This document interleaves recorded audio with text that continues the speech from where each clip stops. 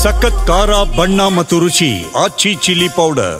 ಇನ್ನು ಸಂಪುಟ ಪುನರಚನೆ ಸುಳಿವು ಸಿಕ್ತಿದ್ದ ಹಾಗೆ ಆಕಾಂಕ್ಷಿಗಳ ಲಾಬಿ ಬಿರುಸಾಗಿದೆ. ಕೆಎನ್ ರಾಜಣ್ಣ ಸಿಎಂ ಭೇಟಿ ಮಾಡಿ ದಾಳ ಉರುಳಿಸಿದ್ದಾರೆ. ಹಲವು ಹಿರಿಯ ಶಾಸಕರು ಮಂತ್ರಿ ಸ್ಥಾನಕ್ಕೆ ಟವಲ್ ಹಾಕ್ತಿದ್ದಾರೆ.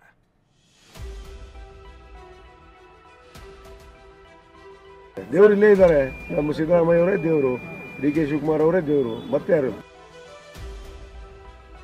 ಖಂಡಿತವಾಗಿ ಕೂಡ ನಾನು ಈಗಲೂ ಹೇಳ್ತೀನಿ, ನಾನು ನಮಗೊಂದು ಅವಕಾಶ ಸಿಗುತ್ತೆ ಅಂತ ವಿಶ್ವಾಸ ಇದೆ.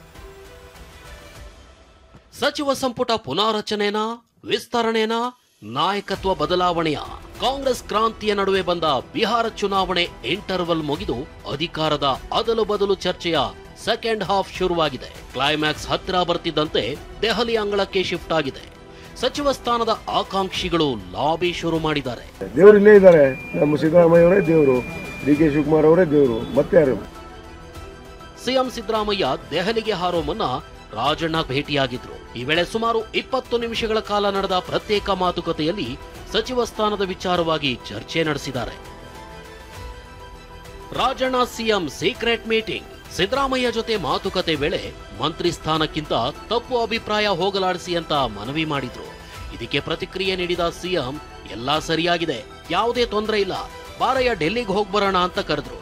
ಇಲ್ಲ ಸರ್, ಹೈಕಮಾಂಡ್ ಎಲ್ಲ ಬೇಡ, ನೀವು ಹೋಗ್ಬನ್ನಿ ಅಂತ ರಾಜಣ್ಣ ಉತ್ತರಿಸಿದ್ರು. ಇದೇ ವೇಳೆ ಎಂಟ್ರಿಯಾದ ಮಹದೇವಪ್ಪ, ಏನಿಬ್ರೇ ಸಪರೇಟ್ ಸಭೆ ಮಾಡ್ತಾ ಇದ್ದೀರಾ ಅಂತ ಕಿಚಾಯಿಸಿದ್ರು. ಇದಕ್ಕೆ ಮಾರ್ಮಿಕವಾಗಿ ಉತ್ತರಿಸಿದ ಸಿದ್ದರಾಮಯ್ಯ, ನನ್ನ ರಾಜಣ್ಣ ನಡುವೆ ಒಳಗೊಂದು ಹೊರಗೊಂದು ಇಲ್ಲ, ದೆಹಲಿಗೆ ಹೋಗಿ ಮಾತನಾಡ್ ಬರ್ತೀನಿ ಅಂತ ಹೊರಟರು. ರಾಜಣ್ಣ ಅಷ್ಟೇ ಅಲ್ಲ, ಸಿಎಂ ದೆಹಲಿ ಭೇಟಿಗೂ ಮುನ್ನ ಶಾಸಕರ ದಂಡು ಭೇಟಿಯಾಗಿದೆ. ಸಚಿವ ಸ್ಥಾನದ ಆಕಾಂಕ್ಷಿಗಳಾದ ಪ್ರದೀಪ್ ಈಶ್ವರ್, ಅಶೋಕ್ ಪಟ್ಟಣ್ ಸೇರಿದಂತೆ ಶಾಸಕರು ಸಿಎಂ ಭೇಟಿಯಾಗಿದ್ರು. ಕೆಲ ಆಕಾಂಕ್ಷಿಗಳು ದೆಹಲಿಯಲ್ಲಿ ಲಾಬಿ ನಡೆಸಿದ್ರೆ, ಇನ್ನು ಕೆಲವರು ರಾಜ್ಯದಿಂದಲೇ ಸಚಿವ ಸ್ಥಾನಕ್ಕೆ ಟವಲ್ ಹಾಕ್ತಿದ್ದಾರೆ. ನಮಗೂ ಅವಕಾಶ ಕೊಡಿ ಅಂತಲೇ ಸಿಎಂ ಹಾಗೂ ಡಿಸಿಎಂ ಅವರೇ ನಮಗೆ ದೇವರು ಅಂತಿದ್ದಾರೆ. ಕಳೆದ 50 ವರ್ಷದಿಂದ ನಮ್ಮ ತಂದೆ, ನನ್ನ ತಾಯಿ, ನಾನು ಕಾಂಗ್ರೆಸ್ ಪಕ್ಷದಲ್ಲೇ ಬದ್ಧ ಒಂದು ಬುನಾದಿಯಾಗಿ ಕಾಂಗ್ರೆಸ್ ಪಕ್ಷದಲ್ಲಿ ನಾವು ಇದ್ದೀವಿ. ಕಾಂಗ್ರೆಸ್ ಪಕ್ಷದಲ್ಲಿ ಸೇವೆ ಸಲ್ಲಿಸಿದ್ದೀವಿ. ಅದಕ್ಕೆ ನಮ್ಮನ್ನು ಗುರುತಿಸಿ ಅಂತ ಕೇಳ್ಕೊಂಡಿದ್ದೀವಿ ಅಷ್ಟೇ. ವಿಶ್ವಾಸ ಖಂಡಿತವಾಗಿ ಇದೆ. ದೇವರು ಇಲ್ಲೇ ಇದ್ದಾರೆ. ನಮ್ಮ ಸಿದ್ದರಾಮಯ್ಯ ಅವರೇ ದೇವರು, ಡಿ.ಕೆ. ಶಿವಕುಮಾರ್ ಅವರೇ ದೇವರು, ಮತ್ತೆ ಯಾರು? ಖಂಡಿತವಾಗಿ ಕೂಡ ನಾನು ಈಗಲೂ ಹೇಳ್ತೀನಿ, ನಾನು ಸಚಿವ ಪ್ರಬಲ ಆಕಾಂಕ್ಷಿ. ಖಂಡಿತವಾಗಿ ಕೂಡ ನಂದಷ್ಟೇ ಅಲ್ಲ ಬೇಡಿಕೆ, ಈ ಭಾಗದ ಜನರ ಬೇಡಿಕೆ ಇದೆ. ನೀವು ಸತತವಾಗಿ 3 ಬಾರಿ ಆರಿಸಿ ಬಂದಿದ್ದೀರಿ. ನಮ್ಮ ದಲಿತ ಮುಖಂಡರು, ನಮ್ಮ ಹಿಂದುಳಿದವರು, ಅಲ್ಪಸಂಖ್ಯಾತರು, ನಮ್ಮ ಅನೇಕ ಕಡು ಬಡವರು, ಎಲ್ಲ ಜಾತಿ ಜನಾಂಗದವರು ಕೂಡ ಒತ್ತಡ ಮೇಲಿನ ಮೇಲೆ ಮಾಡ್ತಾ ಇದ್ದಾರೆ. ಅನೇಕ ಹಿಂದೂಗಳು ಎಲ್ಲರೂ ಒತ್ತಡ ಹಾಕ್ತಾ ಇದ್ದಾರೆ. ಈಗಾಗಲೇ ನಾವು ಹೇಳಿದ್ವಿ, ಯಾವಾಗ ಸಚಿವ ಸಂಪುಟ ತೀರ್ಮಾನ ಆಗುತ್ತೆ ಆ ಸಂದರ್ಭದಲ್ಲಿ ನಮಗೊಂದು ಅವಕಾಶ ಸಿಗುತ್ತೆ ಅಂತ ವಿಶ್ವಾಸ ಇದೆ. ಸಂಪುಟ ಪುನಾರಚನೆ ವಿಚಾರವಾಗಿ ಮಾತನಾಡಿದ ಗೃಹ ಸಚಿವ ಪರಮೇಶ್ವರ್, ಮೊದಲನೇದಾಗಿ ಖಾತೆಗಳು ಬದಲಾವಣೆ ಆಗ್ತವೆ ಅನ್ನೋ ಸಂದರ್ಭ ಬರಬೇಕು. ನನಗೇನಾದ್ರೂ ಪೊಲೀಸ್ ಇಲಾಖೆ ಮೇಲೆ ಕೋಪ ಇದ್ರೆ ಬೇರೆ ಖಾತೆ ಕೇಳಬೇಕು. ಇದ್ಯಾವುದೂ ನಡೆದಿಲ್ಲ, ಹಾಗಾಗಿ ಏನು ನಡೆಯಲ್ಲ ಅಂತ ಮತ್ತಷ್ಟು ಕುತೂಹಲ ಹೆಚ್ಚಿಸಿದ್ದಾರೆ. ಮೊದಲನೇದಾಗಿ ಸಂಪುಟ ಪುನರಚನೆ ಆಗಬೇಕು, ಹೌದಾ?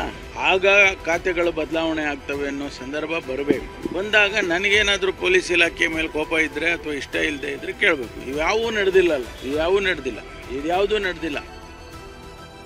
ಈ ನಡುವೆ ಸಚಿವ ಸ್ಥಾನಕ್ಕಾಗಿ ದೆಹಲಿಯಲ್ಲೇ ಕೆಲ ಶಾಸಕರು ಬೀಡು ಬಿಟ್ಟಿದ್ದಾರೆ. ಲಕ್ಷ್ಮಣ್ ಸವದಿ, ಅಶೋಕ್ ಪಟ್ಟಣ್ ಸೇರಿ ಶಾಸಕರು ಈ ಬಾರಿಯಾದ್ರೂ ಸಚಿವ ಸ್ಥಾನ ನೀಡಿ ಅಂತಿದ್ದಾರೆ. ಅದೇನೇ ಇರಲಿ, ನಾಯಕತ್ವದ ಬದಲಾವಣೆ ಬಿರುಗಾಳಿ ಬದಲಿಗೆ ಕಾಂಗ್ರೆಸ್ನಲ್ಲಿ ಸಚಿವ ಸಂಪುಟ ಪುನಾರಚನೆಯ ಬಿಸಿಗಾಳಿ ಬೀಸೋ ಎಲ್ಲಾ ಲಕ್ಷಣವೂ ಕಾಣ್ತಿದೆ.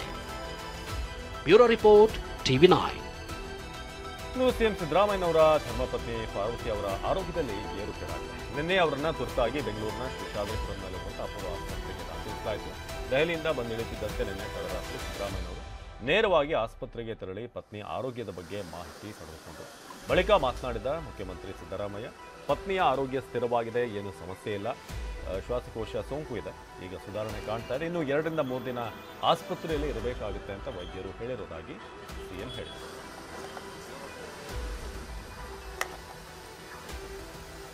ಸ್ಥಿರವಾಗಿದೆ, ನೋ ಪ್ರಾಬ್ಲಮ್ಮು,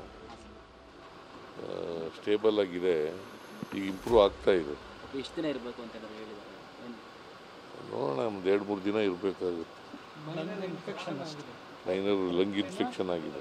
ಸ್ಥಿರವಾಗಿದೆ, ನೋ ಪ್ರಾಬ್ಲಮ್ಮು.